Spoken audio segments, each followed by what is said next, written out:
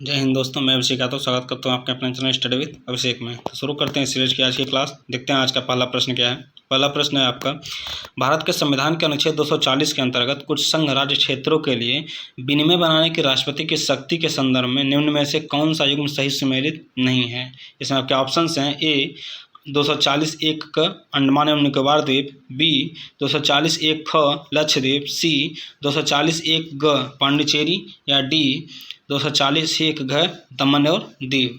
इसमें आपका सही ऑप्शन है ऑप्शन नंबर सी 240(1) ग पांडिचेरी आपका सही सुमेलित नहीं है।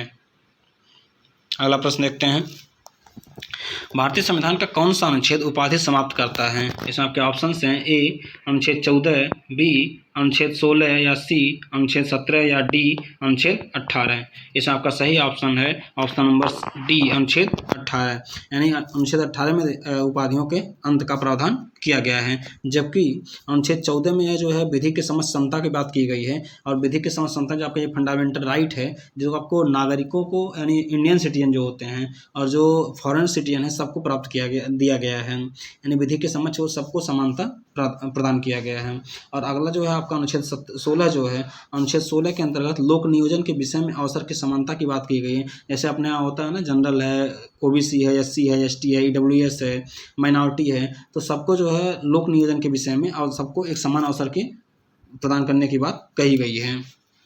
इसी प्रकार दिया गया अनुच्छेद 17 जो है, अनुच्छेद 17 में जो है अस्पृश्यता के अंत की बात की गई, यानी छुआछूत के अंत की बात की गई है अनुच्छेद 17 में। अगला प्रश्न देखते हैं, सरकारी आयोग गठित हुआ था समीक्षा करने के लिए। आपके ऑप्शंस हैं ए विधायिका और कार्यपालिका के मध्य संबंधों की समीक्षा, बी राष्ट्रपति और प्रधानमंत्री के मध्य संबंधों की समीक्षा, सी संघ और राज्यों के मध्य संबंधों की समीक्षा, या डी कार्यपालिका और न्यायपालिका के मध्य संबंधों की समीक्षा। तो इसमें आपका सही ऑप्शन है ऑप्शन नंबर सी संघ और राज्यों के मध्य संबंधों की समीक्षा करने के लिए सरकारी आयोग का गठन किया गया था। अगला प्रश्न देखते हैं, भारत के संविधान के किस अनुच्छेद के अनुसार राज्य के राज्यपाल के द्वारा मुख्यमंत्री की नियुक्ति किया जाता है। इसमें आपका सही ऑप्शन है, इसमें आपके ऑप्शंस हैं ए अनुच्छेद 163, बी अनुच्छेद 164, सी अनुच्छेद 165 या डी अनुच्छेद 166। तो इसमें आपका सही ऑप्शन है ऑप्शन नंबर बी अनुच्छेद 164 के अंतर्गत जो है ये मुख्यमंत्री की नियुक्ति का प्रावधान किया गया है। जबकि अनुच्छेद 163 के अंतर्गत जो है राज्यपाल का जो कार्य होता है, राज्यपाल के कार्य में सहायता करने के लिए या सलाह देने के लिए उनको मंत्रिपरिषद बनाई जाती है। मंत्रिपरिषद उनको राज्यपाल के कार्य में सलाह देती है और सहायता करती है। इसका प्रावधान जो है अनुच्छेद 163 में किया गया है। और अनुच्छेद 65 में बताया गया कि राज्य का एक महाधिवक्ता होगा, और राज्य का महाधिवक्ता जो होगा वो आपके हाई कोर्ट का जज बनने की योग्यता रखने वाला व्यक्ति होगा, जिसे राज्य का महाधिवक्ता नियुक्त किया जाएगा। और इसी प्रकार अनुच्छेद 166 में जो दिया गया है, अनुच्छेद 166 में यह बताया गया है कि राज्य की सरकारों के कार्य का संचालन जो होगा इसके बारे में जो प्रावधान किया गया आपके संविधान के अनुच्छेद 166 के अंतर्गत किया गया है। अगला प्रश्न देखते हैं, समाजवादी शब्द संविधान की प्रस्तावना में सम्मिलित किया गया। इसमें आपके ऑप्शंस हैं ए 41वें संविधान संशोधन अधिनियम द्वारा, बी 42वें संविधान संशोधन अधिनियम द्वारा, या सी 43वें संविधान संशोधन अधिनियम द्वारा, या डी 44वें संविधान संशोधन अधिनियम द्वारा। तो इसमें आपका सही ऑप्शन है ऑप्शन नंबर बी 42वें संविधान संशोधन अधिनियम के द्वारा जो है प्रस्तावना में समाजवादी शब्द जोड़ा गया था। और यही तक नहीं, 42वें संविधान संशोधन अधिनियम 1976 के द्वारा ही प्रस्तावना में 3 शब्द जोड़े गए थे, जिसमें एक समाजवादी था, दूसरा धर्मनिरपेक्ष था और तीसरा था अखंडता। और इसके साथ साथ ही 42वें संविधान संशोधन के द्वारा ही और भी संशोधन किए गए उसी के अंतर्गत, जिसमें आपके दिया गया था हाई कोर्ट और सुप्रीम कोर्ट की जो पावर होती है उसको भी कम करने का प्रयास किया गया। और इसके साथ साथ जो है सामाजिक राजनीतिक जो स्वतंत्रता होती है उस पर भी प्रतिबंध लगाने का प्रयास किया गया। और इसके साथ साथ जो संविधान का जो मूल ढांचा है यानी बेसिक स्ट्रक्चर जो है उसमें भी परिवर्तन करने का प्रयास किया गया था। इसीलिए जो 42वां संविधान संशोधन है इसमें बहुत सारे प्रावधान किया गया था। और 42वां संविधान संशोधन जो आपके इंदिरा जी की सरकार थी उसी समय किया गया था, ठीक है। तो इसलिए 42वां संविधान संशोधन को आपको मिनी कॉन्स्टिट्यूशन भी कहा जाता है। अगला प्रश्न देखते हैं, विधान परिषद साधारण विधेयक को अधिक से अधिक कितने दिन तक पास होने से रोके रख सकती है। इसमें आपके ऑप्शंस हैं ए 6 महीना, बी 4 महीना, सी 1 महीना, या डी 14 महीना। इसमें आपका सही ऑप्शन है ऑप्शन नंबर बी 4 महीना तक, यानी विधान परिषद जो है साधारण विधेयक को पारित होने से 4 महीने तक ही केवल रोके रख सकती है। अगला प्रश्न देखते हैं, संघ लोक सेवा आयोग के अध्यक्ष की नियुक्ति कौन करता है? इसमें आपके ऑप्शंस हैं ए संसद, बी प्रवर समिति, या सी राष्ट्रपति, या डी भारत के मुख्य न्यायाधीश। इसमें आपका सही ऑप्शन है ऑप्शन नंबर सी यानी राष्ट्रपति। संघ लोक सेवा आयोग जो है इनके जो अध्यक्ष होते हैं इनकी नियुक्ति जो है आपके राष्ट्रपति के द्वारा की जाती है और इनकी नियुक्ति का जो प्रावधान है ये आपके अनुच्छेद के आपके भारतीय संविधान के अनुच्छेद 316 के अंतर्गत दिया गया है, जो कि आपके संविधान के भाग 14 में वर्णित है। इसमें दिया गया है कि जो भारत में जो संघ लोक सेवा आयोग है, संघ लोक सेवा आयोग के अध्यक्ष और अन्य सदस्य जो होते हैं इनकी नियुक्ति अनुच्छेद 316 के अंतर्गत किया जाएगा। और इनकी नियुक्ति होती है तो नियुक्ति होने के बाद इनको हटाने का भी प्रावधान दिया होगा। नहीं, हटाने का प्रावधान जो दिया गया है आपका अनुच्छेद 317 में दिया गया है और इनको राष्ट्रपति के आदेश के द्वारा ही हटाया जा सकता है, लेकिन उसमें भी है इनको केवल कदाचार के अपराध में ही हटाया जा सकता है। ऐसा नहीं कि आपको मतलब कोई भी ऐसा छोटी मोटी गलतियां पकड़ के आप इनको राष्ट्रपति के आदेश से हटा सकते हैं। इनके लिए आपको अगर ये कदाचार के शामिल होते हैं तभी आप इनके राष्ट्रपति के आदेश के द्वारा इनको हटाया सकता है। और आपके संघ लोक सेवा आयोग जो है इसकी स्थापना जो की गई थी ना ये आपकी 1 अक्टूबर 1926 को की गई थी और इसको बाद में जो है भारत सरकार अधिनियम जो 1935 आया था, भारत सरकार ने 1935 के द्वारा इसी को परिवर्तित करके एक बार संघीय लोक सेवा आयोग के रूप में किया गया, पुनर्गठित किया गया। लेकिन जब देश आज़ाद हुआ 1947 में तो 1947 के बाद जो है इसको फिर से पुनर्गठित किया गया, इसका नाम परिवर्तित कर दिया गया, केवल नाम परिवर्तित करके संघीय लोक सेवा आयोग से संघ लोक सेवा आयोग कर दिया गया था। तब से आज तक संघ लोक सेवा आयोग के नाम से ही चल रहा है ये। अगला प्रश्न देखते हैं। अनुच्छेद 32 के अनुसार मूल अधिकारों की रक्षा की गारंटी देता है। इसमें आपके ऑप्शंस हैं ए उच्च न्यायालय, बी सर्वोच्च न्यायालय, सी सर्वोच्च न्यायालय एवं उच्च न्यायालय, या डी सभी न्यायालय। तो इसमें आपका सही ऑप्शन है ऑप्शन नंबर बी सर्वोच्च न्यायालय। यानी जो आपके मूल अधिकारों की गारंटी जो है आपके अनुच्छेद 32 में दिया गया है या आपके इसमें केवल सर्वोच्च न्यायालय के ही अधिकार दिया गया है, ना कि उच्च न्यायालय या अन्य किसी न्यायालय को अधिकार है इसमें। अगला प्रश्न देखते हैं। 66वां संविधान संशोधन अधिनियम 2002 द्वारा कौन सा एक नया मूल कर्तव्य जोड़ा गया? इसमें आपके ऑप्शंस हैं ए प्राकृतिक पर्यावरण की रक्षा एवं संवर्धन, बी वैज्ञानिक दृष्टिकोण का विकास, सी बच्चों को शिक्षा का अवसर प्रदान करना, या डी सार्वजनिक संपत्ति की सुरक्षा। इसमें आपका सही ऑप्शन है ऑप्शन नंबर सी बच्चों को शिक्षा के अवसर प्रदान करना। यह आपका 66वां संविधान संशोधन 2002 के द्वारा जोड़ा गया था। अगला प्रश्न देखते हैं। उच्चतम न्यायालय व उच्च न्यायालयों का अभिलेख न्यायालय होने का अर्थ है। इसमें आपके ऑप्शंस हैं ए न्यायालय जो अवमानना के लिए दंड दे सकता है, बी न्यायालय जो आदेश दे सकता है तथा याचिका जारी कर सकता है, या सी न्यायालय जो कि सभी अभिलेख संरक्षित रखता है और साथ ही अवमानना के लिए दंड दे सकता है, या डी न्यायालय जो कि सभी अधीनस्थ न्यायालयों के अभिलेख संधारित करता है। इसमें आपका सही ऑप्शन है ऑप्शन नंबर सी न्यायालय जो कि सभी अभिलेख संरक्षित रखता है और साथ ही अवमानना के लिए दंड दे सकता है। यानी न्यायालय की अवमानना अगर कोई करता है तो उसके लिए दंड भी दे सकता है और जो न्यायालय के सभी अभिलेख होते हैं उसको भी संरक्षित करता है। यही आपके न्यायालयों के अभिलेख का अर्थ होता है। अगला प्रश्न देखते हैं।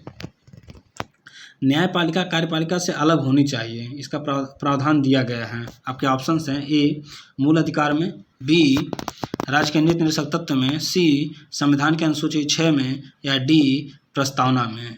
इसमें आपका सही ऑप्शन है ऑप्शन नंबर बी राज्य के नीति निर्देशक तत्व में। और राज्य का नीति निर्देशक तत्व है आपके भारतीय संविधान के भाग 4 में दिया गया है, जो कि अनुच्छेद 36 से लेके 51 तक में वर्णित है।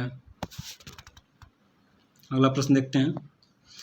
न्यायाधीशों की नियुक्ति की कॉलेजियम प्रणाली का आरंभ किस वर्ष में हुआ है?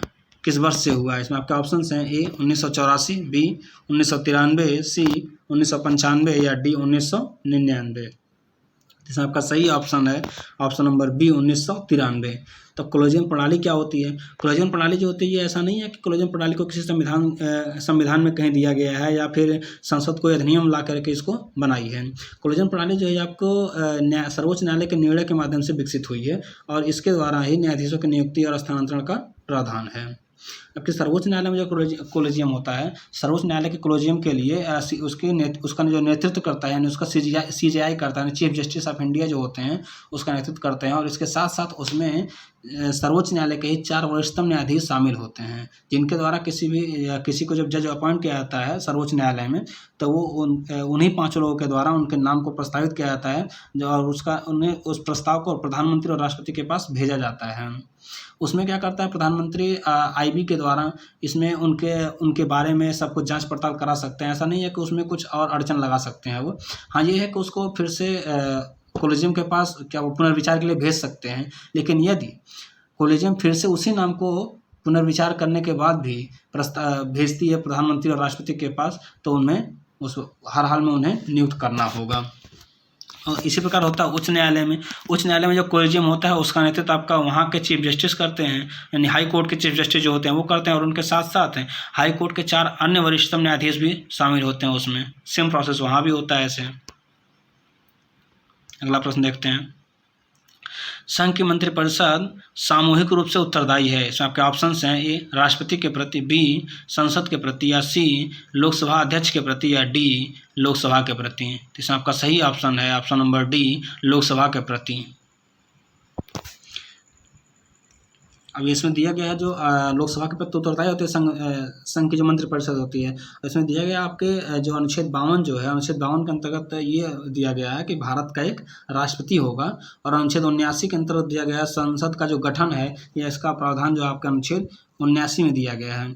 और इसमें दिया गया जो लोकसभा होती है, लोकसभा में अध्यक्ष होता है, उपाध्यक्ष होता है, तो इनके बारे में जो बताया गया, इनके प्रावधान जो किया गया आपका अनुच्छेद 93 में किया गया है। और जो लोकसभा की संरचना होती है, जैसे लोकसभा में कितने सदस्य होंगे, या कितने नॉमिनेट किए जाएंगे, या कितने चुन के आएंगे, तो इसकी संरचना और लोकसभा की संरचना इसके बारे में आपका अनुच्छेद 81 में वर्णन किया गया है। अगला प्रश्न देखते हैं, वे 3 आधार जिन पर संविधान के अनुच्छेद 352 के अधीन आपात उपघोषणा की जा सकती है में शामिल नहीं हैं। इसमें आपके ऑप्शंस हैं, ए आंतरिक अशांति, बी युद्ध, सी बाह्य आक्रमण, या डी सशस्त्र विद्रोह। इसमें आपका सही ऑप्शन है ऑप्शन नंबर ए, आंतरिक अशांति। यानी जो आपके इमरजेंसी लगाई जाती है अनुच्छेद 352 के अंतर्गत, इसमें युद्ध हुआ, बाह्य आक्रमण हुआ, या सशस्त्र विद्रोह के आधार पर इमरजेंसी लगाई जा सकती है। लेकिन आंतरिक अशांति के आधार पर आपका अनुच्छेद 352 के अंतर्गत इमरजेंसी नहीं लगाई जा सकती है। और ये आपका पहले आंतरिक सशस्त्र विद्रोह न होकर के आंतरिक अशांति ही था, लेकिन 44वें संविधान संशोधन के द्वारा इसको आंतरिक अशांति का स्थान पर सशस्त्र विद्रोह को शामिल कर दिया गया, आंतरिक अशांति को उसमें से निष्कासित कर दिया गया। अगला प्रश्न देखते हैं, भारतीय संविधान के अंगीकृत वेस्टमिनिस्टर मॉडल का संबंध है। इसमें आपके ऑप्शंस हैं, ए अध्यक्षात्मक प्रणाली के, बी धर्मनिरपेक्ष राज्य से, सी संसदीय प्रणाली से, या डी गणतंत्रवाद से। इसमें आपका सही ऑप्शन है ऑप्शन नंबर सी, संसदीय प्रणाली से। अगला प्रश्न देखते हैं, विधानसभा में धन विधेयक के संबंध में अंतिम निर्णय कौन करता है। सबके ऑप्शंस हैं, ए राष्ट्रपति, बी मुख्यमंत्री, सी राज्यपाल, या डी विधानसभा अध्यक्ष। इसमें आपका सही ऑप्शन है ऑप्शन नंबर डी, विधानसभा अध्यक्ष जो होता है आपके विधानसभा में धन विधेयक होता है, उस पर अंतिम निर्णय विधानसभा अध्यक्ष का होता है। अगला प्रश्न देखते हैं, भारतीय संविधान के किस संशोधन द्वारा आंतरिक अव्यवस्था के स्थान पर सशस्त्र विद्रोह को सम्मिलित किया गया। ये आपको पहले बताया ना कि किस संविधान संशोधन के द्वारा। आपके ऑप्शन देखते हैं अब, 43वें संशोधन द्वारा, बी 44वें संशोधन द्वारा, या सी 42वें संशोधन द्वारा, या डी 39वें संशोधन द्वारा। इसमें आपका सही ऑप्शन है ऑप्शन नंबर बी, 44वें संशोधन के द्वारा। आपको हम पिछले प्रश्न में भी बताए भी हैं कि 44वें संविधान संशोधन के द्वारा जो आंतरिक अशांति या आंतरिक अव्यवस्था के स्थान पर सशस्त्र विद्रोह को सम्मिलित किया गया। इसके साथ साथ ही 44वें संविधान संशोधन अधिनियम के द्वारा ही और भी कुछ महत्वपूर्ण परिवर्तन किए गए। जैसे पहला है कि मौलिक अधिकार में, जो मौलिक अधिकार के अंतर्गत अनुच्छेद 31 था, अनुच्छेद 31 में था ना संपत्ति का अनिवार्य यानी अर्जन, तो इसको भी हटा दिया गया। इसको हटा करके आपके विधि का अधिकार बना दिया गया, जो आपको संविधान के अनुच्छेद 300A में दिया गया है। और अनुच्छेद 300A में लिखा गया है कि कहा गया है कि विधि के प्राधिकार के बिना व्यक्तियों को संपत्ति से वंचित नहीं किया जाएगा। ये आपका फंडामेंटल राइट ना होकर के आपका ये कॉन्स्टिट्यूशनल राइट हो गया है। इसी प्रकार और भी इसमें परिवर्तन किए गए। जैसे था, दूसरा परिवर्तन ये था कि उच्च न्यायालय और सर्वोच्च न्यायालय की शक्तियाँ 42वें संविधान संशोधन के दौरान कम कर दी गई थी, उसे भी अब बहाल कर दिया गया। और इसी के साथ साथ जो है राष्ट्रपति हो गए, उपराष्ट्रपति और प्रधानमंत्री तथा और लोकसभा के अध्यक्ष के चुनावी विवाद जो थे, इसको भी तय करने के लिए अदालत की शक्ति को जो छीन लिया गया था इसके पहले वाले संशोधन में, उसमें इसको भी मतलब हटा दिया गया। इसी के साथ साथ राष्ट्रीय आपातकाल के संबंध में सशस्त्र विद्रोह शब्द का परिचय दिया गया है, पहले ही बता दिए हैं। अगला प्रश्न देखते हैं, भारत के संविधान के निम्नलिखित में से कौन सी एक अनुसूची में दल बदल विरोध विषयक उपबंध है? इसमें आपके ऑप्शन हैं ए 8वीं अनुसूची, बी 10वीं अनुसूची, या सी 5वीं अनुसूची, या डी दूसरी अनुसूची। इसमें आपका सही ऑप्शन है ऑप्शन नंबर बी 10वीं अनुसूची। अगला प्रश्न देखते हैं, संसद के लिए राष्ट्रपति का अभिभाषण कौन तैयार करता है? इसमें आपके ऑप्शन हैं ए लोकसभा अध्यक्ष, बी राज्यसभा के सभापति, सी केंद्रीय मंत्रिमंडल, या डी स्वयं राष्ट्रपति। इसमें आपका सही ऑप्शन है ऑप्शन नंबर सी केंद्रीय मंत्रिमंडल। यानी राष्ट्रपति का जो अभिभाषण होता है, जो संसद का जब नहीं होता सत्र शुरू होता है तो उसके पहले राष्ट्रपति का अभिभाषण होता है, जिसको केंद्रीय मंत्रिमंडल के द्वारा तैयार किया जाता है। अगला प्रश्न देखते हैं, भारत सरकार में सर्वोच्च शासकीय अधिकारी कौन है? इसमें आपके ऑप्शंस हैं ए भारत के रक्षा सचिव, बी भारत के मंत्रिमंडल सचिव, सी दिल्ली के उपराज्यपाल, या डी भारत के प्रधानमंत्री के प्रमुख सचिव। इसमें आपका सही ऑप्शन है ऑप्शन नंबर बी भारत के मंत्रिमंडल सचिव जो होते हैं ये आपके भारत सरकार के सर्वोच्च शासकीय अधिकारी होते हैं। आज के लिए इतना ही, हम मिलते हैं अगले क्लास में। जय Hind, thank you so much.